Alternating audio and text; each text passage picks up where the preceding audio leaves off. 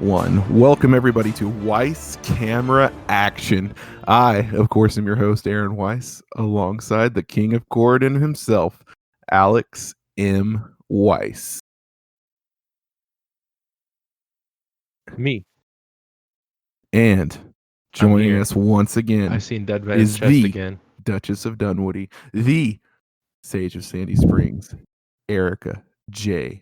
Lavender. Hello, everyone. I have seen Dead Man's Chest once, so here we are. This was a good follow up to Curse of the Black Pearl, huh? I'd say. This is going to be an interesting conversation now, isn't it? I guess we'll get to that later.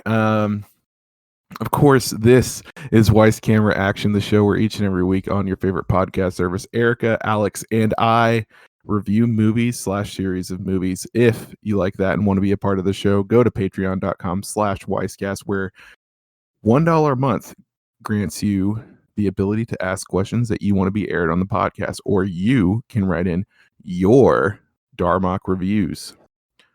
We haven't had anyone write in yet, but hey, this is only the second episode. There's a first time for everyone. Also, Patreon supporters get the show, in theory, earlier and uncut. Thank you to our Patreon producer, Chronoslinger. If you don't have any change to toss our way, no big deal. You can catch the show each and every Thursday on podcast services around the globe. Housekeeping. We are still trying to find our rhythm with this show. Thank you for your kind words and feedback from last week. Also, iTunes is being a little hard-nosed and keeps crashing when I try to link the podcast. It will be there eventually. So thank you for your patience. Today's episode is brought to you by Weisscast, but more on that later. For now, let's begin the show with what is, and forever will be, first impressions. All right, Erica, this was your first time seeing Pirates of the Caribbean, Dead Man's Chest. What was going through your mind as the movie started? Okay, so as the movie started, I think the very first thing that I said was, wow, what a great first shot. And then as the opening sequence continued, I continued to enjoy it. So that was my initial first reaction.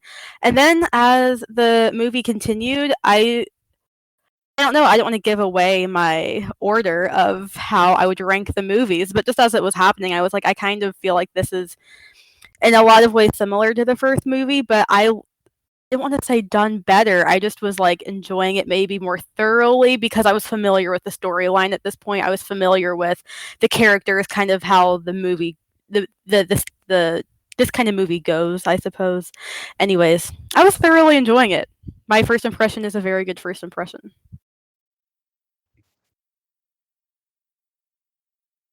Alex? I don't know if I should wait to be called on. I can sum up my first impression with a meme. They had us in the first half, not gonna lie. So that's a great one. For me, in a lot of ways, this movie felt not so much like a sequel. The things that made it a sequel were kind of, they felt like they were almost afterthoughts, if that makes sense. Like, in a lot of ways, it felt like the first movie in a series because it's starting a completely new storyline than the first one. Really, the only things tying it to the first one are a couple of the characters. I mean, in Lord of the Rings, for example, it's all about getting the ring to Mordor and destroying it. In Star Wars, it's all about destroying the Empire. And something that Star Wars and Pirates of the Caribbean have in common is when the first movie was made, a second movie wasn't necessarily in the works. Like it was not even a thought in the director's or producer's writer's mind. So yeah, in a lot of ways. Title, exactly. Subtitle. Exactly. In a lot of ways, this movie seems like the first of a series, and I think if you had taken the opening of Curse of the Black Pearl and removed the opening of this movie and put it with the Curse of the Black Pearl, sub out the zombie skeleton pirates for the zombie fish pirates, you have a great first movie, I think, in a series. But yeah, I mean, I really enjoy this movie a lot. I think it has, in a lot of ways, a stronger score than the first one, and the first one's so iconic. Like, it just builds upon it. Yes, Hans Zimmer takes Klaus Badelt's score and just makes it better. Can I chime in on the score? For sure. I just have to say that. Okay, so I knew going into the first one that I was gonna like recognize the whole score. Obviously, if you watched the last episode, you know how I feel about the score because I played it on the viola. And then this time around, though, I didn't. I guess my brain just kind of forgot that it might be a different. The music will be different because it's a different movie, obviously, and I got so excited all over again. There was one particular, I can't even remember how it goes, but I heard it and I was like, I can play that right now. Haven't played the song in, I don't even know, 10 years or more, and I knew in my head exactly how to play it. It all came back to me. So yeah, the score has that kind of ability to trigger deep memories in your brain, which is kind of cool. Yeah, I mean, this score is just so iconic. And I mean, I think I was speaking on it last week that, I mean, this might be one of the best scored movie series of all time. And especially these first three movies. They're just so good. Alex, I'm wondering more of your thoughts on the first half. Will you elaborate more on your meme?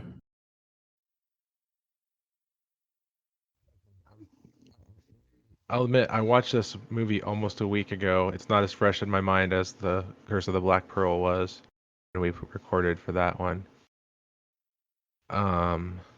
So in the beginning, Jack is doing something. What is he doing? He's captaining the Black Pearl. He's trying to get away from from Davy Jones, and he just picks a random island. Well, at the very beginning, he's kind of looking for Davy Jones, but then he gets marked for death. Oh, that's right. Bootstrap Bill. By Bootstrap. So what I really liked about the beginning is like it's kind of the continuation that you didn't know you wanted. Like, it doesn't depend on the first one, but like if you've seen the first one, it's like, oh, this is what Jack did after he became the pirate or the captain again. I like that his plan is just pick an island and to get away from Davy Jones, and it ended up being the worst island they could go to. Mm-hmm. And I like that Will just have like, I will say I think Orlando Bloom was much better in this movie. Like, I thought his acting was less wooden, and just the way that he was reintroduced to Jack, even though it seemed kind of coincidental, I didn't mind it. The way everybody kind of came together to look for the heart of Davy Jones was cool. Yeah, I think in a lot of ways that Orlando Bloom and Keira Knightley kind of swapped like acting styles a little bit in this. Like, I feel like Orlando Bloom's like his acting chops went way up and Keira Knightley's went way down. I feel like in a lot of ways Elizabeth Swann had no weight on the story whatsoever. Like, she was kind of just there. Yeah. They're like, well, she was in the first one, and she's Will's love interest. She's got to be here. So yeah. I think my favorite scene, though, and I know we're jumping the gun, but is the Tortuga where they're recruiting pirates, and they run into Norrington. Just the whole scene is great. That is a good scene. We can do favorite scenes. This is a new segment. Favorite scene. Well, that one, and then, well, I don't know if it's my favorite, but the one that I had to screen record because it had such an awkward sound edit or read. But I'll save that teaser. All right, Erica, do you have a favorite scene from this movie? I kind of have two. There is one scene that stuck out to me, and I was like, I think I've seen this before, which I know that's like the whole gag is that I've never seen it before. But like, I must have seen like a clip of it, like while I was flipping through channels way back when or something. And it was when I don't even know what to call it, like the big wheel, and they were having the sword fight on the big wheel as it was rolling through the wilderness. That was when, for me, the score was doing its thing where I was like, this is gorgeous. I like to play this right here and right now. And also, it just was like, I was very impressed by the first sword fight in the last movie. And then that sword fight in this movie, to me, I was like, okay, that was even better. And it was a really cool little moment. And then another favorite scene was, which again, I guess if we're like hating on the end of the movie, then whoops. But I really liked that one of the last scenes whenever the Kraken was like eating Jack Sparrow. Just like that shot was insane. It was so nuts. And I don't know, visually I really, really liked it. Love the wheel scene. The wheel scene with Will. It's hard to say.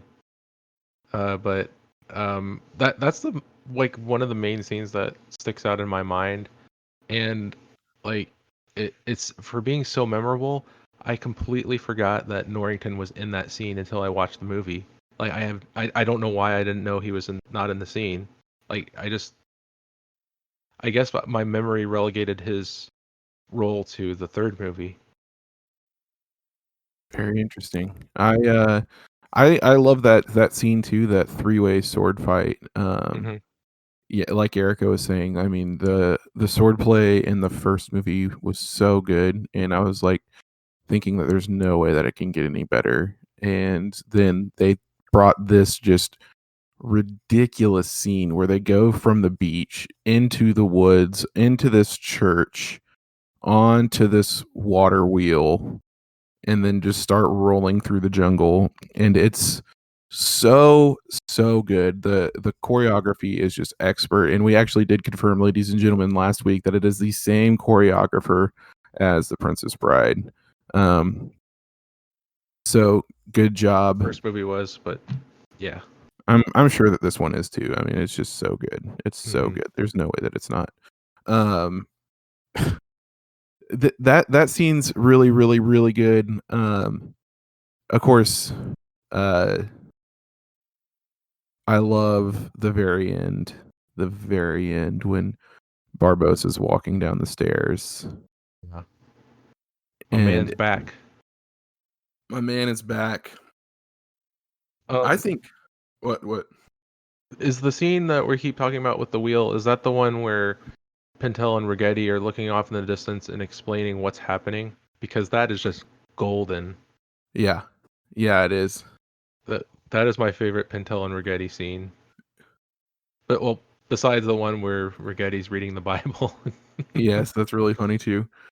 I got some fun facts for you guys. Lay 'em on me. So the gigantic wheel upon which the sword fight between Sparrow, Turner, and Norrington takes place weighed 1,800 pounds and stood 18 feet tall. Real. Yeah. The director, Gore Verbinski, actually wanted Davy Jones to be played as Dutch, as he is the captain of the Dutchman, but Bill Nighy, the man who played Davy Jones, responded, "I don't do Dutch, so I decided on Scottish." And honestly, he didn't sound very Scottish to me.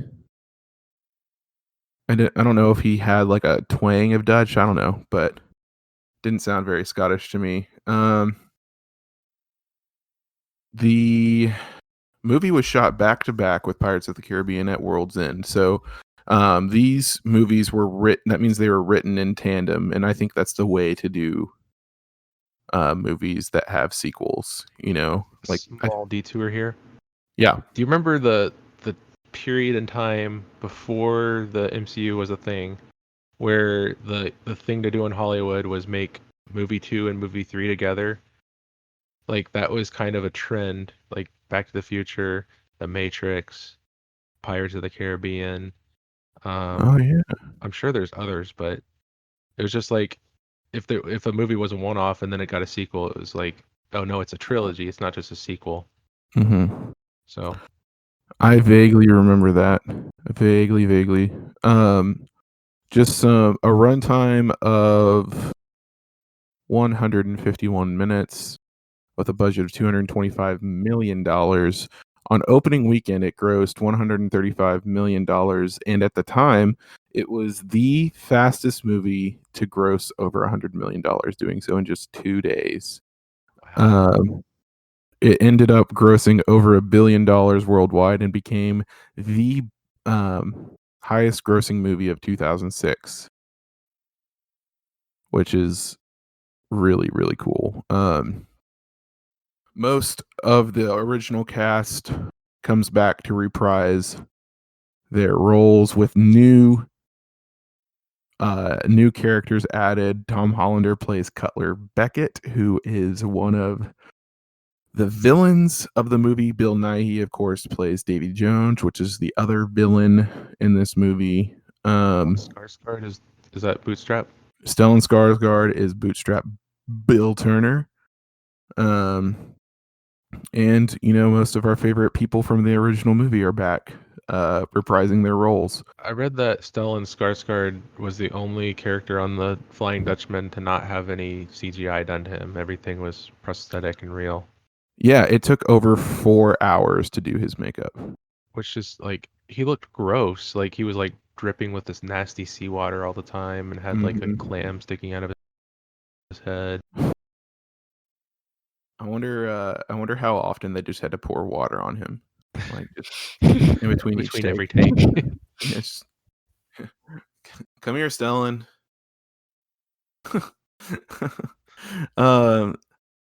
Guys, let's get to the plot. And Alex, I was wondering, do you want to tag team this with me? Yeah, let's tag team it. I'm gonna cheat and I'm gonna bring up the IMDb thing because I did not write out a plot synopsis. I've been a little busy since last week. Hey, it's okay. Erica and I sat down to watch this yesterday. I had a notebook, and I was like, you know what? Screw it. Note to future self, Alex, please watch this on the TV next time and not on your iPad. Oh yeah, come on, bro. I think that hampered my enjoyment. Probably, yeah. I mean, watching on TV was great. I still enjoyed it. And Erica, feel free to interject with analysis at any time. Also, I mean, we can stop and analyze anytime. Let's try to get this done. We're going for a world record here. You know what I mean? All right, so we open. It's raining really hard. Who knows? Maybe a hurricane's coming. I have no idea. It looks like there is a wedding about to happen. It's just raining, and then it goes to Elizabeth Swan that is dressed up all pretty, sitting in the rain, maybe crying. It's hard to tell because it's raining. Definitely looks sad though, and she's wondering where everyone is, I guess. And all of a sudden, these British Royal Navy ships, also branded with the East India Trading Company insignia, come to Port Royal. And we find out that Will Turner is arrested. And for what? We don't know. At this point, Elizabeth, right? Elizabeth is arrested as well. She is. This is this is our introduction to Cutler Beckett, Lord Cutler Beckett. We don't know that much about him, but obviously he has a history with the Swan family. He arrests Will and by order of the crown and gives Governor Swan the wrong warrant. And he says, this warrant's for Elizabeth Swan. And Lord Beckett is like, oh, my bad.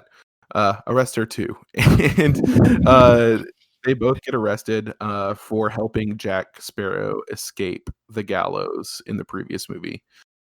From there, we it's cut. really nice when things have consequences from movie to movie. It is.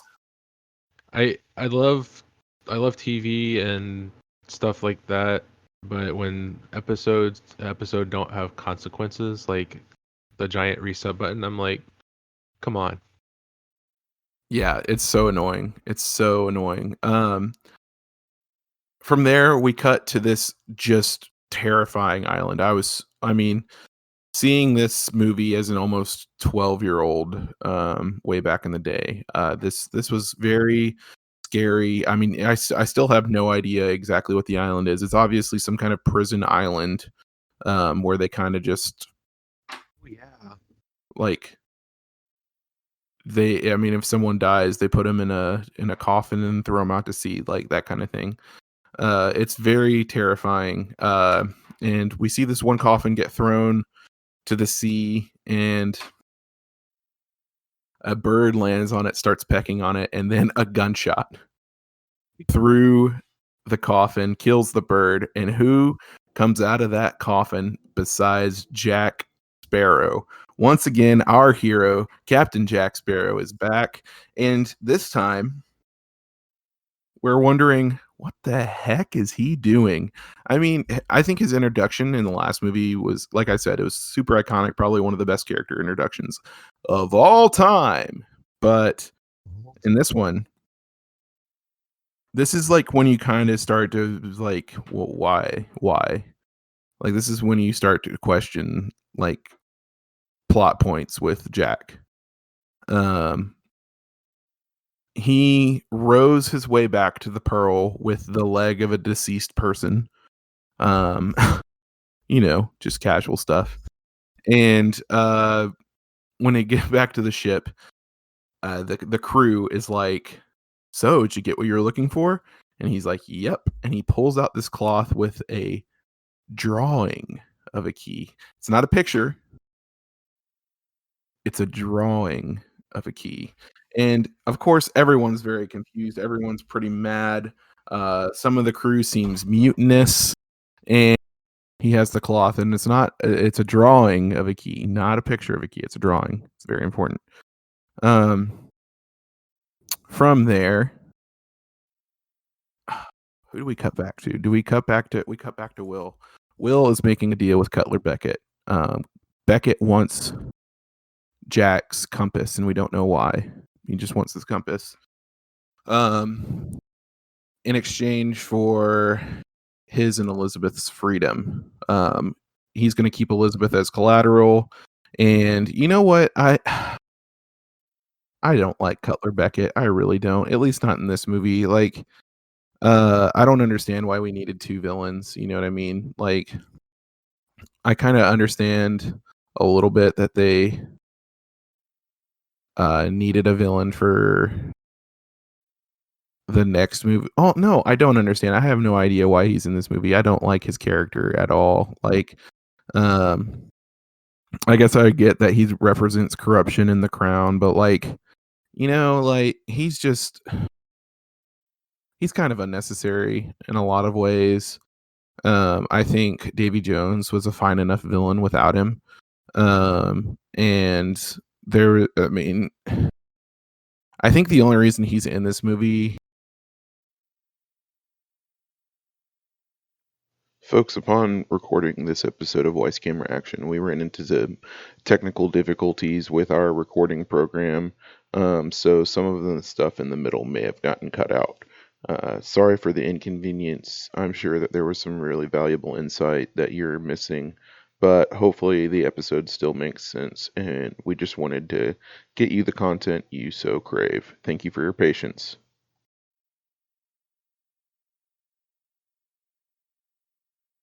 Hi, Craig. Welcome back. Download link. Yeah. Okay. Okay. Yeah. He recorded something. Okay. Sorry. Oh my goodness. It's all good. It's all good. So you were talking about Norrington and him having something to do. Yeah. But you forgot about, and I didn't know where to interject. Jack, after he shows everyone the key well, not a picture, the drawing. He gets visited by Bootstrap Bill, like in the bottom of the ship, and he doesn't know how Bill gets there. We don't know how he gets there. He's just there, and Bill gives him the spot, like the dreaded pirate spot, and that kind of kicks off Jack's reasoning for wanting to run away. Yeah, he freaks out after this, and they're like, the crew's all sleeping. He's waking up. He's like, all hands on deck. We blah blah blah, barking pirate orders. And Gibbs is like, where are we going? Somewhere, anywhere, land. We gotta go. And then we go back to Beckett, the most unnecessary character in the whole series, probably. The guy does a fine job, whoever plays him, Tom Hollander. I believe that's his name, Tom Hollander. Just not a great villain. I think he serves in order, like I said, to give Norrington a quest to redeem himself in the eyes of the crown. He hands Will Turner this agreement that's like, if you bring back Jack Sparrow, he'll be the employee of the British Navy, and he'll be free, but not really, because he'll be kind of enslaved to the Navy. Yeah, so he has these papers, and he's on a quest to go get the compass from Jack. We don't know why he wants the compass, because it doesn't point north. I mean, like, it's just useless. Then where do we go from there, Alex? Will finds a way out to sea. I don't remember. I guess it's just one of the British Royal Navy ships. Sea turtles? What? Sea turtles?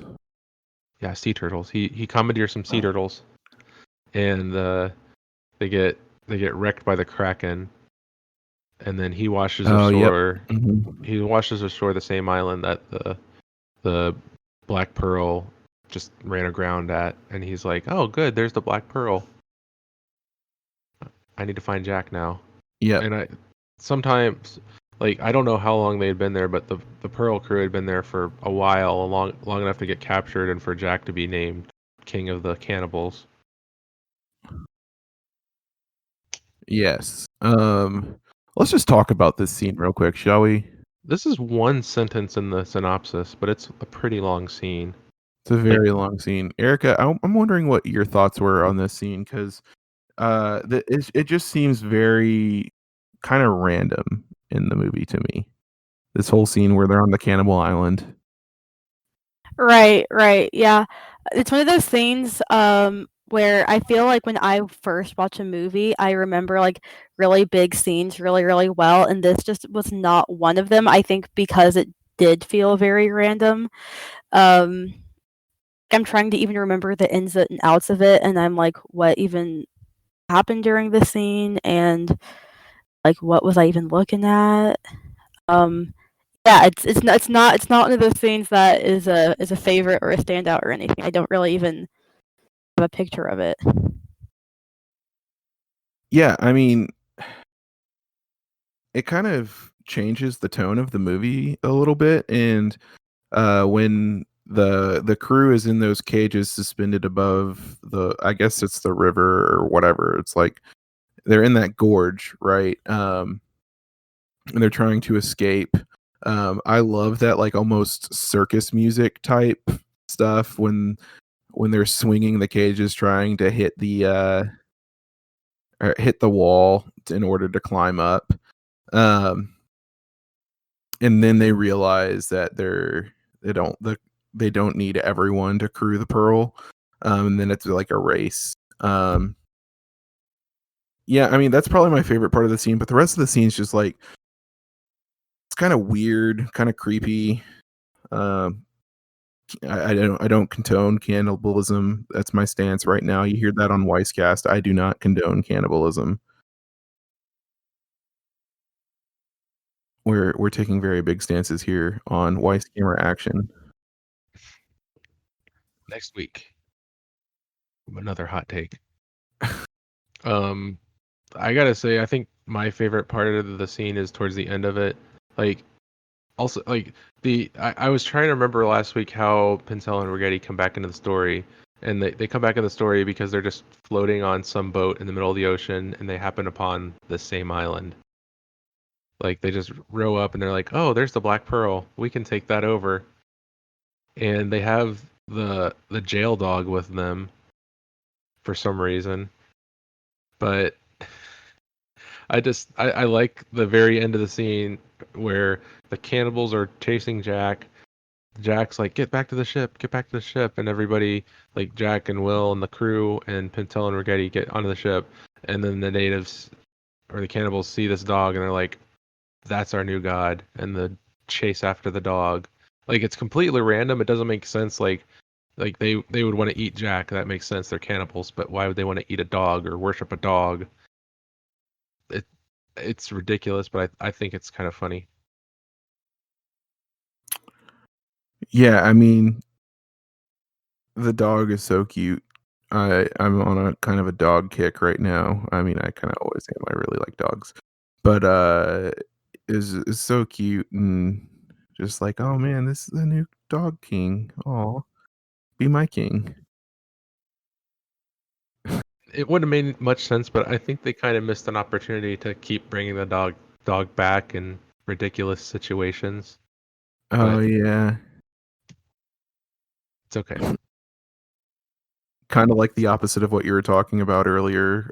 Just resurrecting this dog for no reason, like miraculously. Mm-hmm.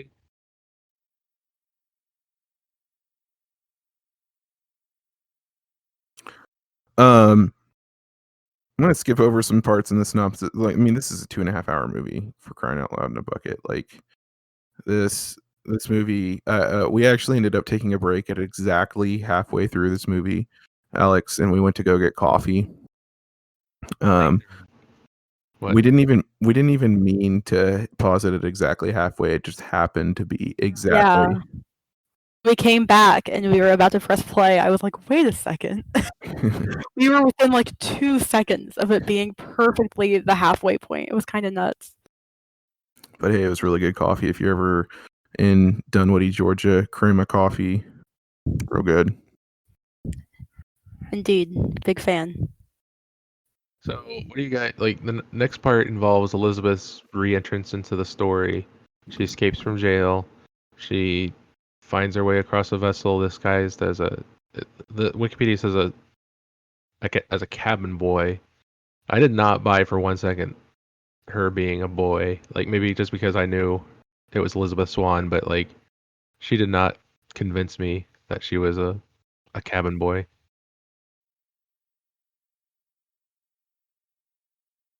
Erica, yeah, I want to hear your thoughts on this because yeah, I was kind of thinking the same thing, which I mean, I don't know. She's like the like beautiful, like gorgeous, like woman from the last film, and I feel like in this film, like I can see like what they were trying to do, but I also feel like they were like, we still need to make sure she's beautiful because that's like not that that's like her whole character, but it's definitely a big thing.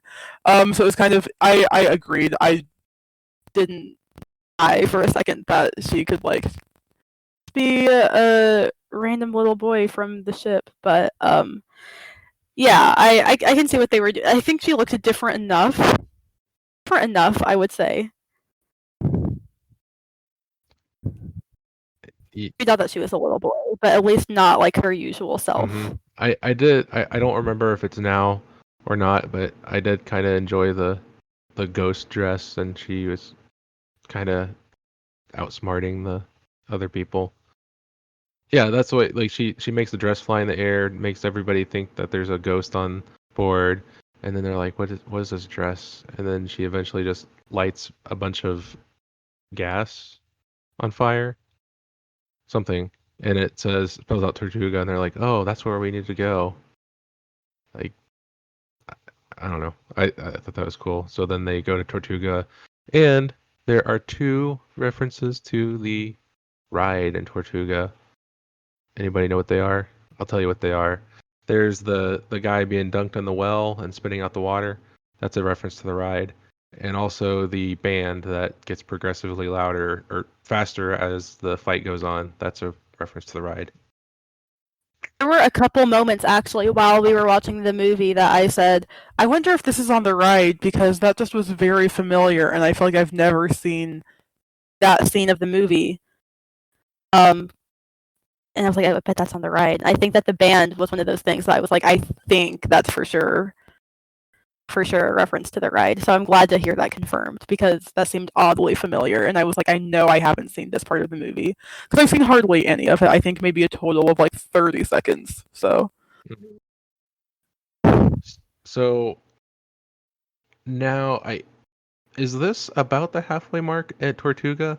Are we close to the halfway mark? Because, like, for me, like, there's stuff I enjoy in the last half, but, like, I felt like this is kind of where it started getting convoluted. Like, even in my mind, I'm like, I'm trying to remember the order of events. Like, I know Jack hires. Oh wait, we skipped over a whole bunch. We did, and I was gonna recap that real quick. Pretty much, Jack sends Will to settle his debt to Davy Jones. Will gets captured by Davy Jones's crew. There's a great scene where Will's being interrogated, and he's like, I don't know. It reminds me a lot, Alex, of the scene in the opening of Force Awakens, where Poe is being interrogated by Kylo Ren. It has a lot of similar cadence. Poe and Will Turner do, and just the way that they react to the villain, seeing the villain the first time. But pretty much, in the interrogation, Davy Jones figures out that the Black Pearl's close, and he just, I guess, teleports to the Black Pearl. Like, boom, there. Or whatever happens, and he and Jack strike a deal that if Jack finds 100 souls, aka people, in exchange for Jack's life, Jack can go free, which is very scummy. And that is what brings us to Tortuga. Wait, that's the scene that I have audio for. All right, give us some audio there, pal.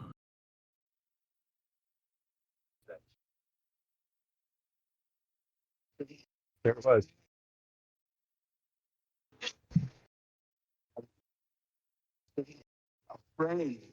Could you hear it? Nothing? Huh.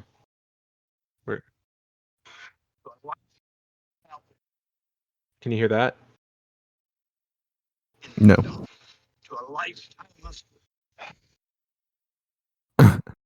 Where does the speaker is it on the bottom? Oh, here we go.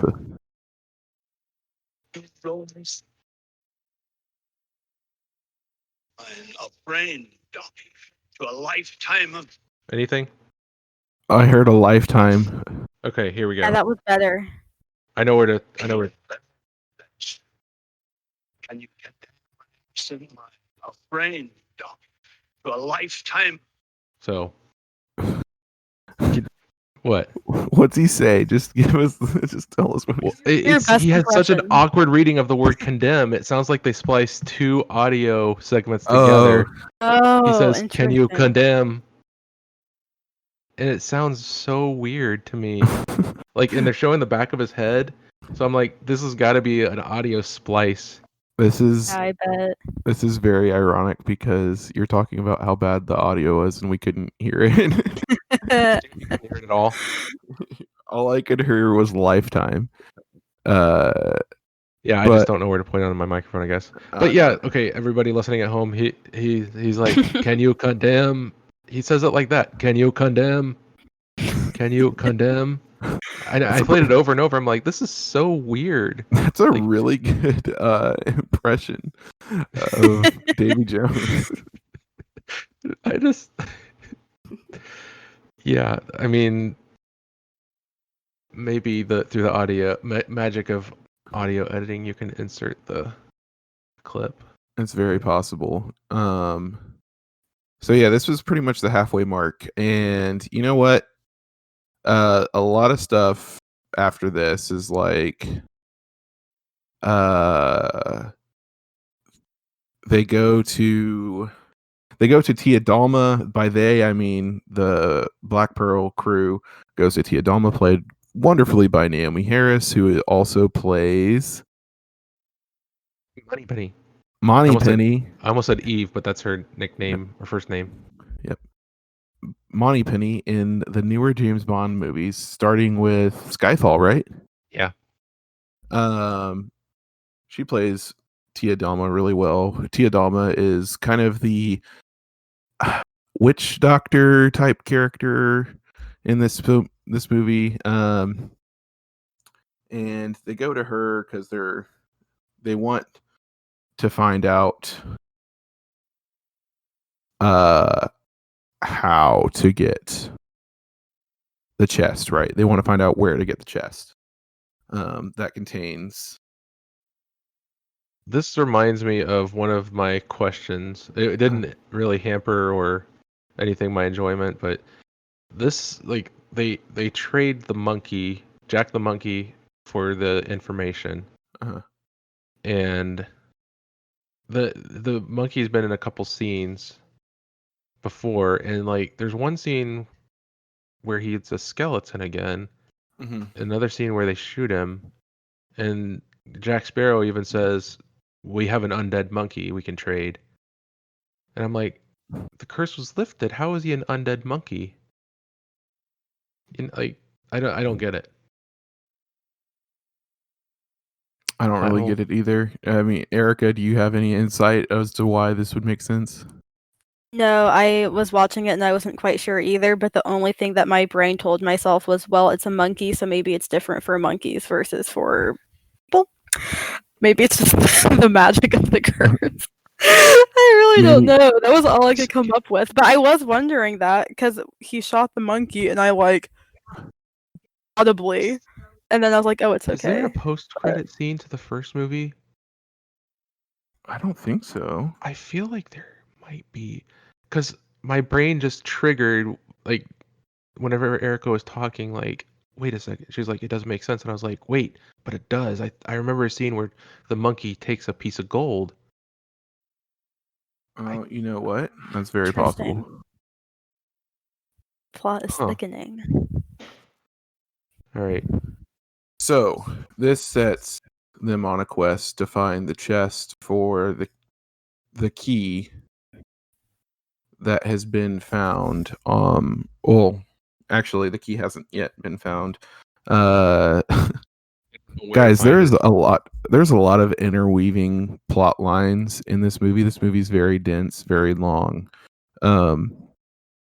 Essentially, listeners, what you have is four people.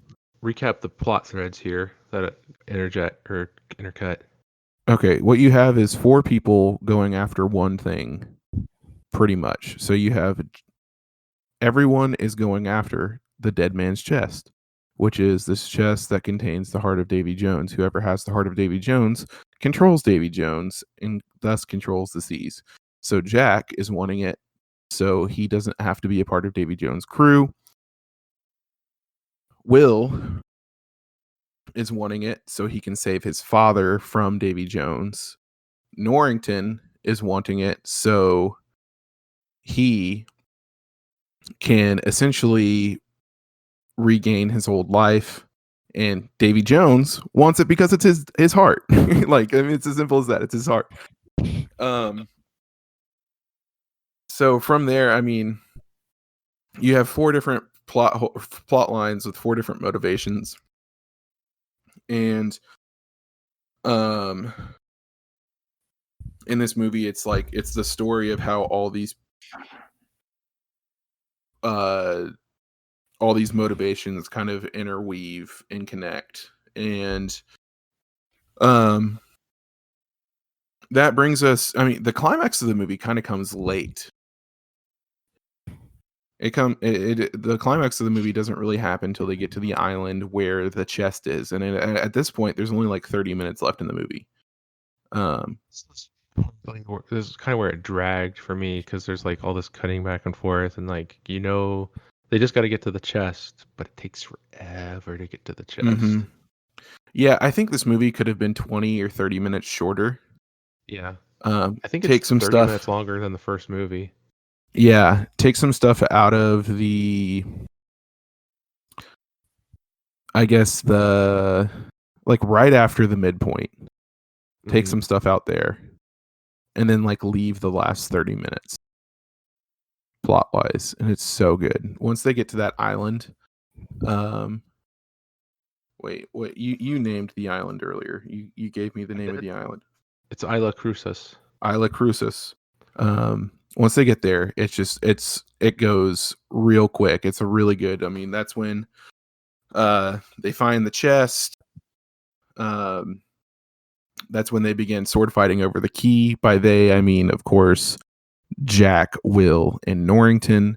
Rigetti and Pintle are right there, and that's one of Alex's favorite scenes where they're talking and just like saying why each one's fighting for the key, and then they just realize better remove temptation. Like that. That's so genius. So, by the way, I just confirmed that the scene I imagined from the first movie is in the first movie, where the monkey takes the coin after the credits. Oh, good. I'm glad you're not saying that. There is an explanation. We are not crazy, Erica. So relieved to hear that.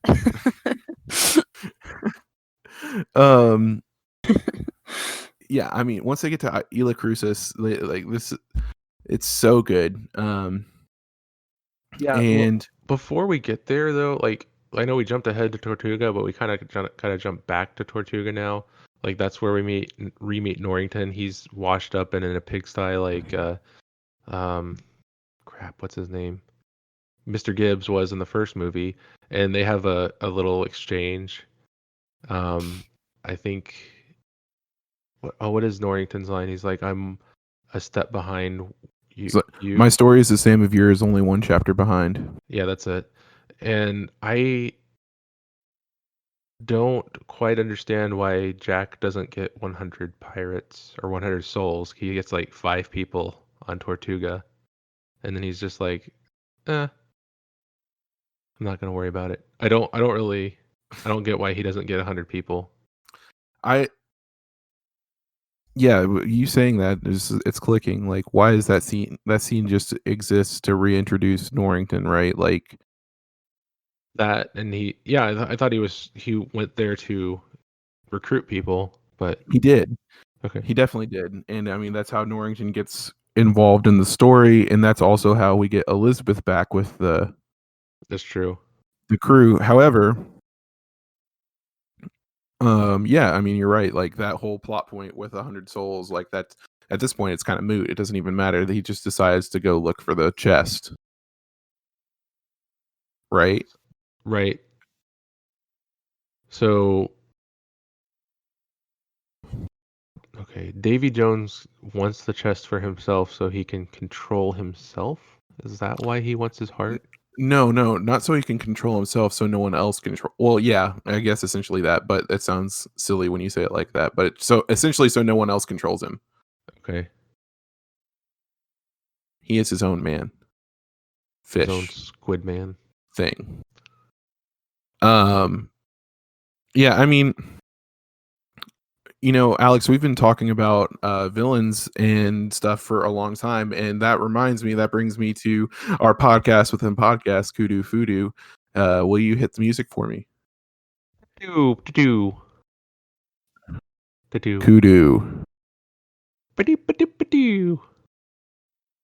Badoo. Welcome everybody to Kudu Boodoo, the podcast within a podcast where cool guys rank bad guys. Cool dudes rank bad dudes, whatever it is. This is the second in the series, and we actually have 2 bad dudes to rank this week. Last week we just talked about Barbosa. This week we have Cutler, Beckett, and Davy Jones. I would like to hear both of your thoughts on these bad dudes. These villains are as good as Barbosa. Like, Davy Jones is well acted, but... Sorry, go ahead, Erica. No, you're so good. I was going to say, I feel like Cutler Beckett, did I just say his name correctly? Yeah. I feel as though if he didn't exist, I wouldn't be that sad about it. But I feel like Davy Jones was such a cool villain. Like, I really enjoyed him being in the movie. He was like an image that like I kind of could already imagine before watching the movie, even though like I feel like other than him, I could really only ever picture Jack Sparrow and Elizabeth and Will Turner like as like the main 3 characters like before I went into watching the series. But I could I said to Aaron right before Davy Jones first came on the screen, I was like, he has a crazy beard. Like I could suddenly remember exactly what he looked like and what his kind of persona was like, and it was he's very memorable to me for some reason. And I think that he might be my favorite villain of the film franchise so far, which might be a hot take, but I really, really liked him being in this movie. Obviously, he's like the whole plot pretty much. See, but here's my take, and I'm not saying Erica's wrong because she had a good assessment, but like when you get down to brass tacks, I don't know what Davy Jones's motivation was besides the heart. Like he's like, okay, I got the heart. What am I gonna do now? Like, just stick the Kraken on people. Like maybe I missed an important line when I wasn't thinking about him saying condemn all day, or replaying that video clip. But Barbosa, he's like, I want to get all the gold. I want to live my life. And he's like, I want to get all the gold, and then I'm going to eat a whole bushel of apples. And that just like sums up his motivation so well. He just wants apples so bad. He just wants apples so badly. But like, I kind of felt for Barbosa because he's a bad dude, but like he wanted to be able to feel things because he didn't like just existing. It's like in Wreck-It Ralph. It's like Barbosa's a bad guy, but it's not like he's a bad guy. Thank you, Zangief. No, you know what?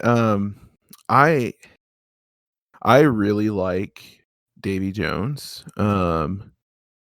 There's something that he brings to this villainous role that's a little bit more menacing, a little bit more terrifying. And I don't think that he necessarily needs a motivation as much. I mean, like some men, Master Wayne, just want to see the world burn. I mean, maybe Davy Jones just wants to see the world burn. You know what I mean? Like, I love Barbosa. I think I went on record last episode and saying that he's my favorite character in the entire series. love Barbossa to death, but I would argue that he's maybe more of an anti-hero as opposed to a villain. He definitely has more of that villainous role in the first movie, but we see him in the subsequent 3 movies that he's in be more heroic. Be weighted differently when we see him in those roles. Exactly. Yeah, no future spoilers. But yeah, I'm like, ooh, what's gonna happen? I'm excited now. So that's the only reason that I would put Davy Jones above Barbossa. We can agree. And I mean, Beckett's like dead last. I think we can agree that Beckett is dead last right now. I mean, Beckett sucks. Firmly agree. I think the again, I don't know the last time I watched this movie, but in my mind, for some reason, Beckett and Norrington are the same person, and I kind of forgot Norrington was in the movie. But I'm just like, there's some guy in a stuffy British suit that I remembered, and I just forgot that he existed at all.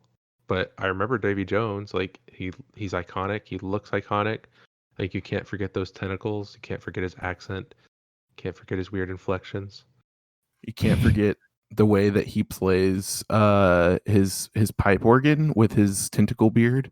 That just grossed Don't even Erica get out. me started on that. Golly, that was disgusting. That was absolutely vile. But the music was pretty hype, though, keying right? it right? Was he hitting all the right keys? Oh, absolutely. As a very unprofessional pianist / organ player, I can confirm he was flawlessly. And for the listeners at home, I do not actually play the piano nor the organ, and I still have a professional opinion, and it was flawless.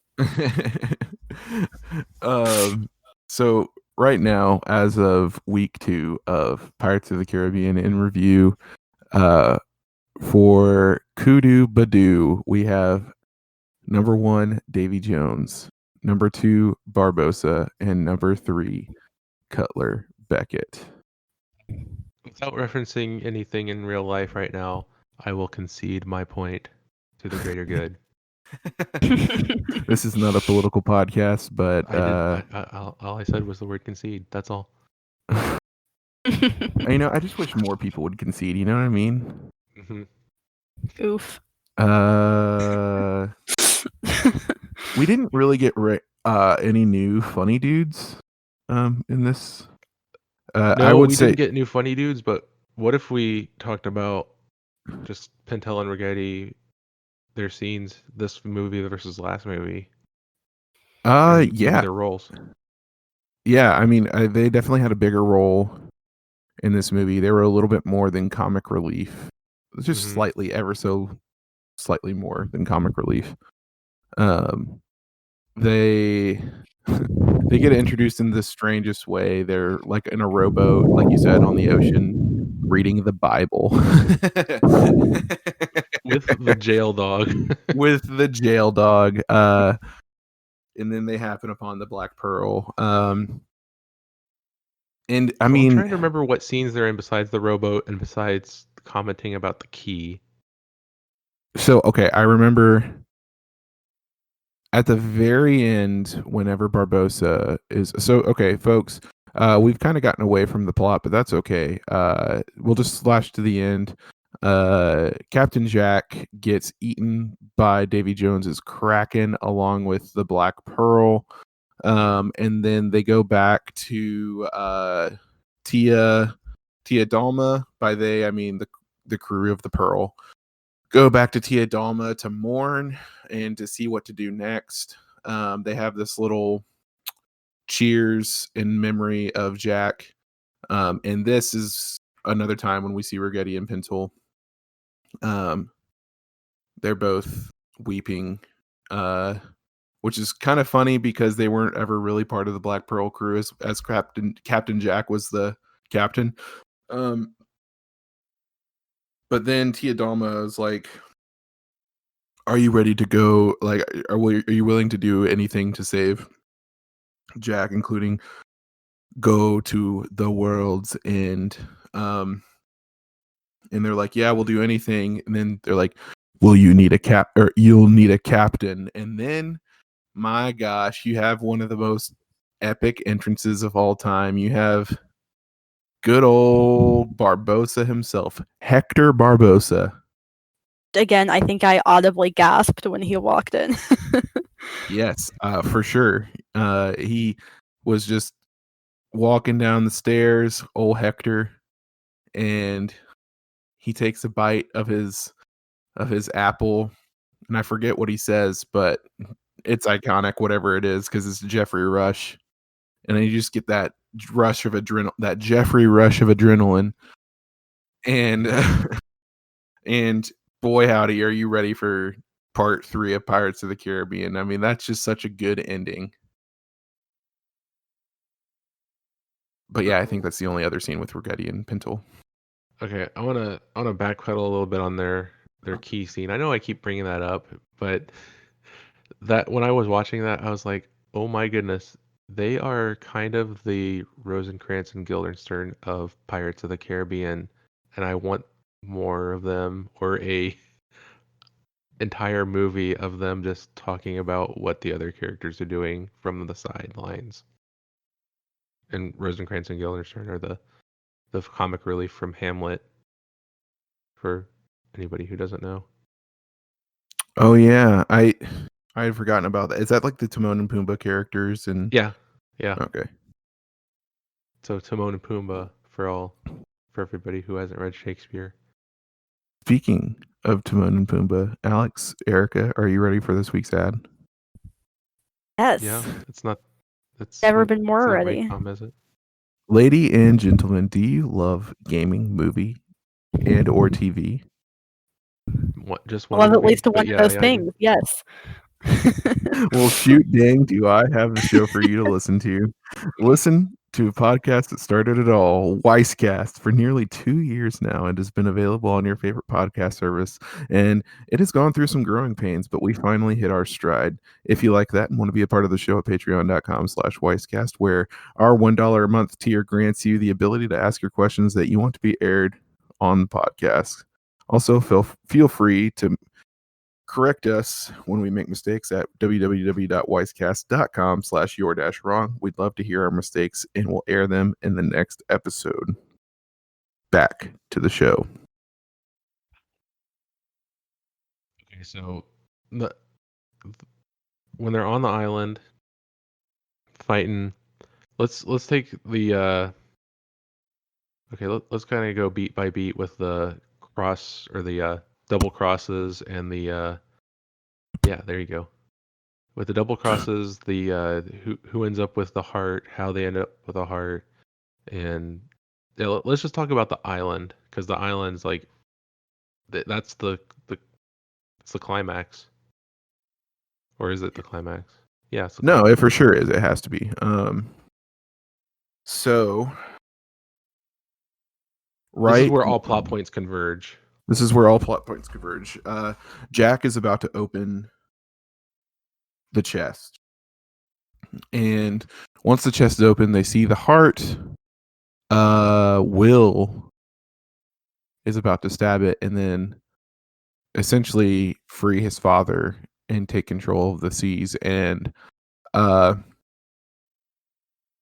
Jack is like, can't let you do that, mate, and points his sword at him. And then Norrington points his sword at Jack.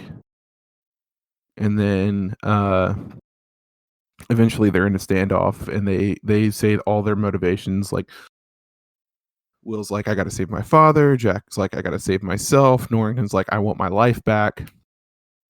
And this is when they begin the fight. And it's like I wouldn't even call it a double cross. I mean, it is a double cross, but everyone double crosses each other. It's, I mean, you know, it's like sextuplet cross. Yeah, sextuplet cross. It's kind of insane, and Elizabeth just thinks it's ridiculous that they're fighting. All of a sudden, she's a pacifist, which is hilarious. What does she do to try to get them to stop? Does she like faint or something? She faints. She tries to recreate the fainting scene from the first movie, which whatever. I mean, that's kind of an old gag at this point, to be honest with you. So can you either of you name another movie that's not Star Wars that has a three-way sword fight? Because I can't think of one. I can't think of one. This may be the only movie that I know of that has a three-way sword fight. It's so incredibly choreographed, like I said earlier. Very iconic. And at this point, when they're fighting, they're in the woods. They're fighting in the church. Davy Jones' men, fish things, come on land and are going after the heart. And at this point, Rigetti and Pencil had already had their conversation about stealing the chest, removing temptation, and they run into the woods for some reason. I don't know why they run into the woods. They could have just taken the boat that was there and whatever, but they didn't. Plot, am I right? And pretty much they the fishmen are chasing Rigetti and Pencil, and Elizabeth is chasing after them too, and actually catches up to Rigetti and Pencil before the fishmen. Elizabeth doesn't have a sword, Rigetti and Pencil do, but then the fishmen catch up to all three of them, and then this is pretty epic in itself, where they just keep passing back and forth two swords among the three of them to fight Davy Jones' crew, which I don't know. I think it's pretty cool. That was like the scene where I was like, okay, I still don't know why Elizabeth's in this movie, but I'm glad she is. You know what I mean? Like, she has no reason to be in this film, but like this scene, her vibe with Rigetti and Pencil is just so strong. Like, I really liked the way that they played off each other in this scene. And this is all happening, of course, as the three pirates, Norrington, Jack, and Turner, are fighting each other on the wheel. At this point,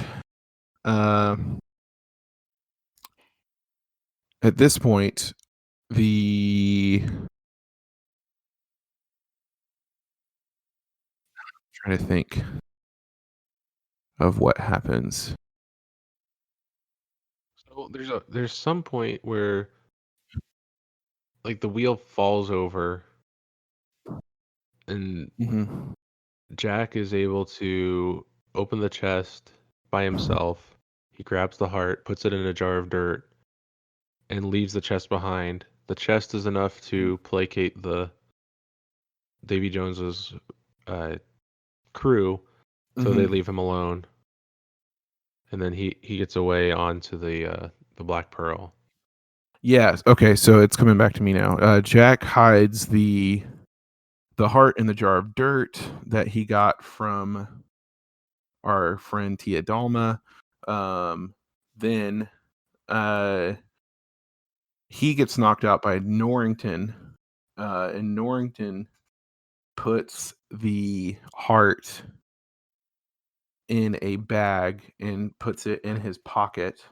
That's how Norrington gets it, because I completely missed that. Yeah, and leaves the jar of dirt, and the chest. He has the chest in his hands, and distracts. Like he's acting heroic. He's going to distract the Davy Jones crew so everyone else can escape. He runs away with the chest. They chase after him.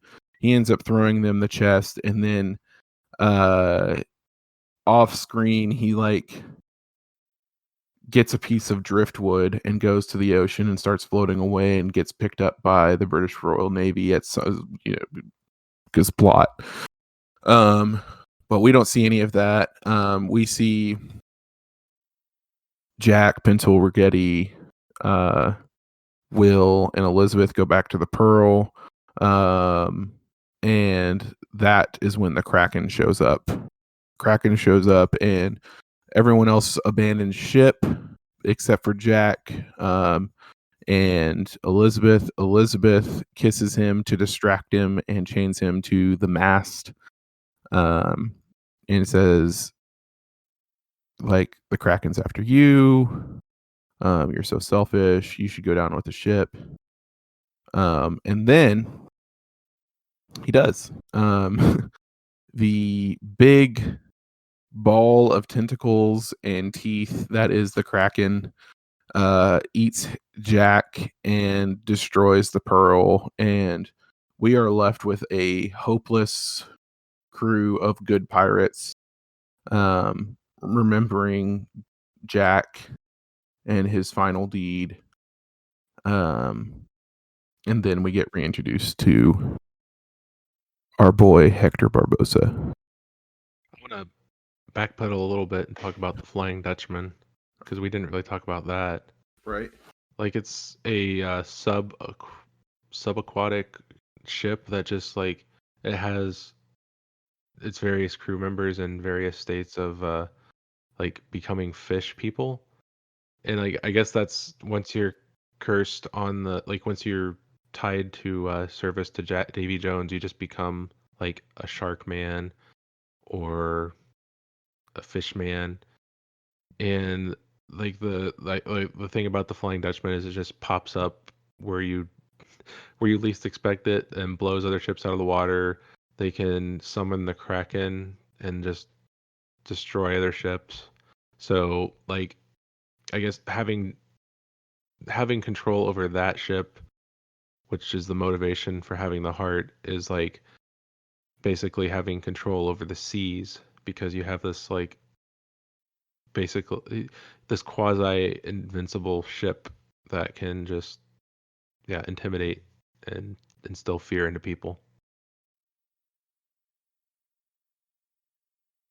The Dutchman is really, really cool. In a lot of ways more iconic than the Pearl. Blasphemy. No, it does look really, really cool. That is the thing that I've like kind of had to come to terms with these movies, is like kind of like the supernatural, more fantastical elements of these movies. I mean, I know the first one had it, but I mean, it turns it up to 11 for these. Mm-hmm. The sequels, and I kind of really like it. I'm not saying that this is like the perfect trilogy in any sense of the word.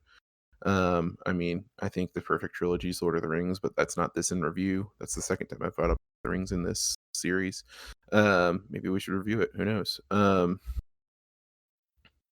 But I don't know. I really like this movie, and I'm wondering what we should rank it. I'm wanting to hear your scores, and we'll start with Alex. I didn't like it as much as the first one. Like, I used to kind of put it on par with the first one. I know that I feel like this movie kind of went through a weird, like, everybody watched it because it made so much money, but then everybody was like, oh, it's not any good. Like, the first one's the only good one. But I don't know why that happened, but I'm kind of in between. Like, I thought I just give it a 7. That's what I'm getting at. I didn't like it as much as the first one, just because it felt kind of overstuffed and like, okay, why is Elizabeth here? Who's this Beckett guy? Everything kind of felt a little overlong, but like when it hit, it really hit hard.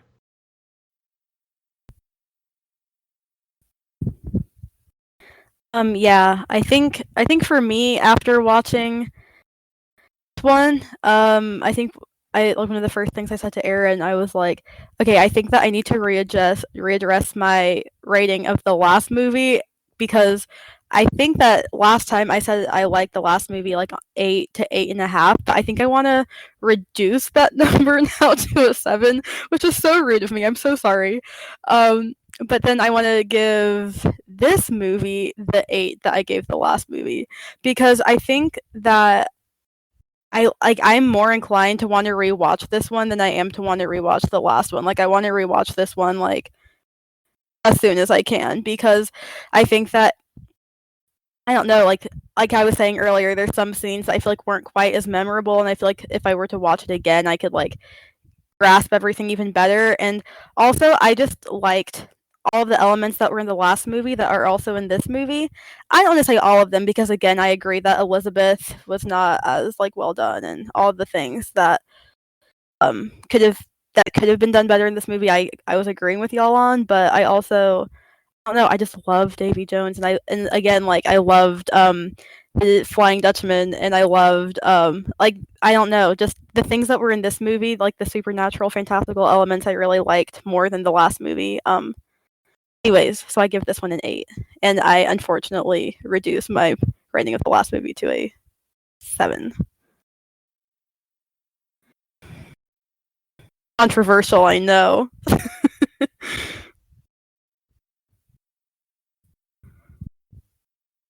Muted here. We'll let it happen this one time. Changing the score of the previous movie. Yeah, sorry, I won't let it happen again. Ladies and gentlemen, Wise Camera Action is a podcast of integrity, I promise. So sorry, what can I say? I like a lot of the points that you guys both made, and I think I'm going to go right in the middle of you two. I think I'm going to go 7.5. I like this movie more when I watch it than when I'm talking about it. If that makes sense, like I'm the exact like in the moment. Like I like it more in reflection than I did, at least in the last half. Like I like more thinking about it than I did from start to finish. It's just when I'm in it, I'm like, oh my gosh, this is so cool. Wow, that shot is so beautiful. Holy cow, the Dutchman looks so good. Wow, this song is so good. Stuff like that. But I'm also like, Beckett, who are you? Why are you here? Elizabeth Swann, why are you here? But like, I don't know. It's really good. For me, it didn't quite live up to the first one. It did not live up. And, you know, it's rare that second movies for me live up to the first one, or even surpass the first one. But this one's really good. The score really brings up the grade that I'm giving it. Honestly, like I love Davy Jones' theme, the Dutchman theme, and that's been stuck in my head for a while now. Right? It's so good. So that's why I give it a 7.5. So if we're gonna rank these movies, it seems as if the average of ours is 7.5. Which is slightly worse than last week's average, which would have been what's 8 plus 8 plus 7 is 23. So it's like 7.66, pretty much. Thanks, Erica. So I love ruining things. That's why we need you around. So yeah, Pirates of the Caribbean, Curse of the Black Pearl stays in first, and Dead Man's Chest goes to second. Folks,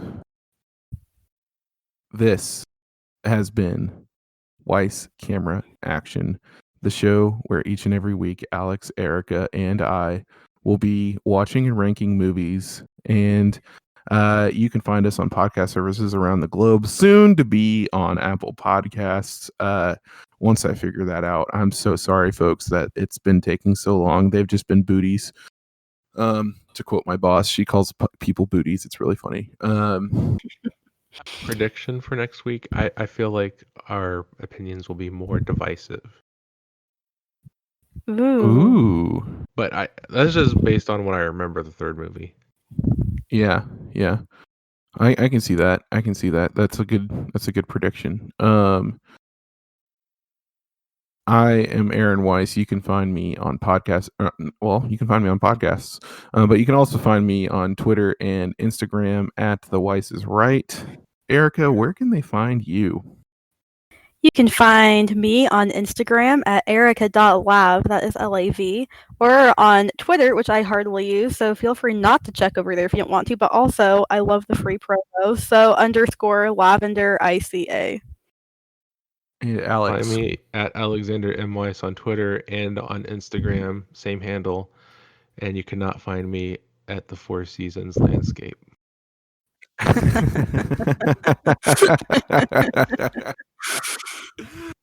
Oh my gosh. Oof. I've been looking for new landscapers. I was going to call Rudy Giuliani to see if he had new recommendations, but I didn't want to salt fresh wounds, you know what I mean? That's a wrap. But, like I said, this is not a political podcast. Folks, we've enjoyed having you, and we'll see you next week when we are at World's End. Exciting!